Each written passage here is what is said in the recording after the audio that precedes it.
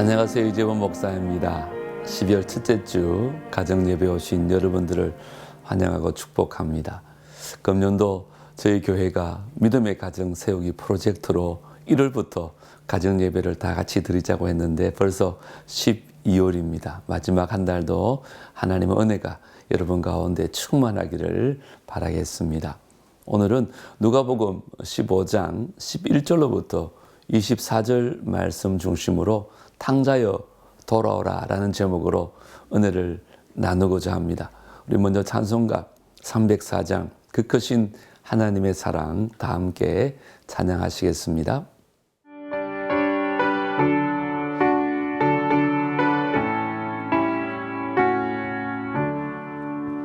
그 크신 하나님의 사랑 말로 다 형용 못하네. 저 높고 높은 별을 넘어 이 낮고 낮은 땅 위에 죄범한 영혼 구하러 그 아들 보내사 화목제물 삼으시고 죄 용서하셨네. 하나님 크신 사랑은 증량 다 못하네. 영원히 변치 않는 사랑 성도여 찬양하세.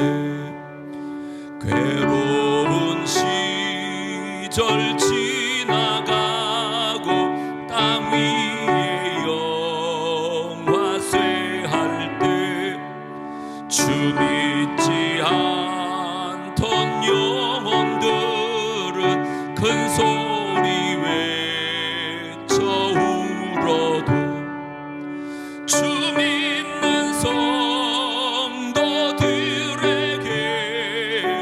큰 사랑 베푸사 우리의 죄 사했으니 그 은혜 잊을까. 하나님 크신 사랑은 증량 다 못하네. 영원히 변치 않는 사랑 성도여 찬양하세. 하늘을 도루마리 삼고 바다를 먹물 삼아도 한없는 하나님의 사랑 다 기록할 수 없겠네. 하나님의 크신 사랑 그 어찌 다 쓸까. 저 하늘 높이 사도 채우지 못하네. 하나님 크신 사랑은 증량 다 못하네. 영원히 변치 않는 사랑 성도여 찬양하세. 오늘 우리 가정에 주시는 하나님의 말씀은 누가복음 15장 11절로부터 24절입니다. 하나님의 말씀을 다 함께 우리 한 목소리로 정성껏 읽겠습니다. 또 이르시되 어떤 사람에게 두 아들이 있는데 그 둘째가 아버지에게 말하되 아버지여 재산 중에서 내게 돌아올 분깃을 내게 주소서 하는지라. 아버지가 그 살림을 각각 나누어 주었더니 그 후 며칠이 안 되어 둘째 아들이 재물을 다 모아가지고 먼 나라에 가 거기서 허랑방탕하여 그 재산을 낭비하더니 다 없앤 후 그 나라에 크게 흉년이 들어 그가 비로소 궁핍한지라.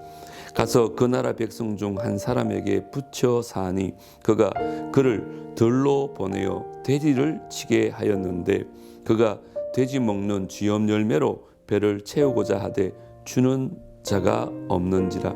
이에 스스로 돌이켜 이르되 내 아버지에게는 양식이 풍족한 품꾼이 얼마나 많은가. 나는 여기서 주려 죽는구나. 내가 일어나 아버지께 가서 이르기를 아버지 내가 하늘과 아버지께 죄를 지었사오니 지금부터는 아버지의 아들이라 일컬음을 감당하지 못하겠나이다. 나를 품꾼의 하나로 보소서 하리라 하고 이에 일어나서 아버지께로 돌아가니라. 아직도 거리가 먼데 아버지가 그를 보고 측은히 여겨 달려가 목을 안고 입을 맞추니 아들이 이르되 아버지 내가 하늘과 아버지께 죄를 지었사오니 지금부터는 아버지의 아들이라 일컬음을 감당하지 못하겠나이다 하나 아버지는 종들에게 이르되 제일 좋은 옷을 내어다가 입히고 손에 가락지를 끼우고 발에 신을 신기라. 그리고 살찐 송아지를 끌어다가 잡으라. 우리가 먹고 즐기자. 이는 내 아들은 죽었다가 다시 살아났으며 내가 잃었다가 다시 얻었노라 하니 그들이 즐거워하더라. 아멘. 이런 양 비유에서도 알 수 있듯이 하나님은 늘 잃어버린 자를 찾으십니다. 본문에서 둘째 아들은 아버지에게 유산을 미리 정산해 달라고 요구합니다. 유산은 아버지가 돌아가신 후에 받는 것이 마땅함에도 불구하고 이 둘째 아들은 아버지에게 재산을 달라고 하며 아버지의 마음을 아프게 합니다. 그러나 아버지는 사랑하는 아들의 요구를 받아들입니다. 둘째 아들은 곧장 아버지를 떠나 흥청망청 재산을 탕진합니다. 그는 그렇게 모든 것을 다 잃은 후에야 아버지를 떠난 삶이 얼마나 힘든지를 깨닫습니다. 모든 것을 다 잃은 둘째 아들은 아버지의 종이라도 되겠다는 심정으로 집에 돌아옵니다. 둘째 아들을 본 아버지는 아무 조건 없이 둘째 아들을 환영하며 맞이합니다. 이 모습을 본 첫째 아들은 이를 못마땅하게 여기지만 아버지는 끝까지 둘째 아들을 감쌉니다. 이 비유 속 아버지의 모습을 통해 하나님이 잃어버린 자들을 어떻게 바라보고 계시는지 우리가 알 수 있습니다. 아버지가 잘못을 저지른 둘째 아들을 용서하고 기쁨으로 잔치를 베푸는 그 모습은 죄인인 우리를 언제나 기다리시는 하나님의 사랑을 그대로 보여주고 있습니다. 이제 말씀 관찰 시간입니다. 먼저 아버지를 떠난 둘째 아들은 어떻게 살아가나요? 한마디로 비참한 삶을 살아갑니다. 그렇습니다. 둘째 아들은 분깃을 받아 먼 나라에 가서 나름대로 꿈이 있었을 것입니다. 하지만 허랑방탕한 인생을 살고 맙니다. 그것이 자유인 줄 알았던 것입니다. 하지만 곧 재산을 다 탕진하고 극심한 빈곤에 빠집니다. 결국에는 유대인들이 부정하다고 여기는 그 돼지를 치며 돼지가 먹는 쥐염 열매로 배를 채우며 살아갑니다. 이것이 인간의 실존입니다.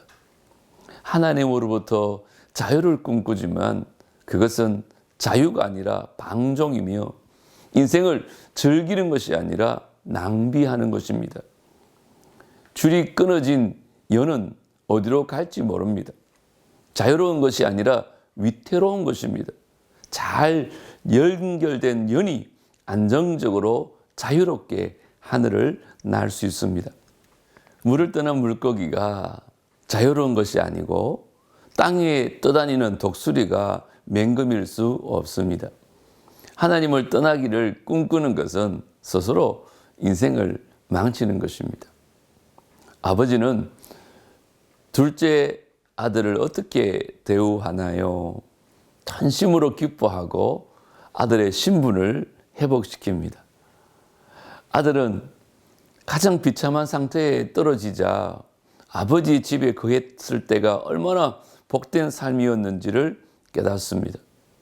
염치가 있어서 아들로는 못 들어갈 것 같으나 그래서 종으로 가서 일을 하리라 다짐을 합니다. 아버지가 과연 나를 종으로 받아주실까 고민을 하며 집으로 향하고 있는데 아버지가 자신에게 뛰어옵니다. 아들이 먼저 아버지를 본 것이 아니라 아버지가 먼저 아들을 보고 달려 나온 것입니다. 아버지는 아들을 천히 여겨 목을 안고 입을 맞춥니다. 아버지는 애타는 마음으로 집 나간 아들을 기다리고 있었던 것입니다. 아들은 자신의 잘못을 고백하고 종으로 사용해달라고 간청을 하려고 하는데 아버지는 아들의 흐름한 옷을 벗겨 제일 좋은 옷으로 갈아입히십니다. 그리고 아들의 신분을 상징하는 가락지를 손에 끼우고는 살찐 송아지를 잡아 온 동네 사람들과 잔치를 엽니다. 24절 보십시오. 이 내 아들은 죽었다가 다시 살아났으며 내가 잃었다가 다시 얻었노라 하니 그들이 즐거워하더라. 이제 말씀 적용 시간입니다. 오늘도 주보에 나와 있는 두 가지 문제를 가지고 우리 가족들이 각자의 생각을 나누는 시간을 가지려고 합니다. 먼저 하나님을 떠난 삶을 상상해 본 적이 있나요? 그 삶이 어떨지 가족과 나눠보시기 바랍니다. 두 번째 나눔은 내 주변에 집 나간 탕자가 있다면 어떻게 도울 수 있을는지 가족과 함께 나눠보시지요. 이제 인도자와 함께 나눔을 하시고 대표자가 주보에 따라 마무리 기도하시고 주기도문으로 예배를 마치시면 되겠습니다. 오늘도 은혜로운 시간 되시기 바랍니다. 여러분 모두 사랑하고 축복합니다. 우리 다음 주에 뵙겠습니다.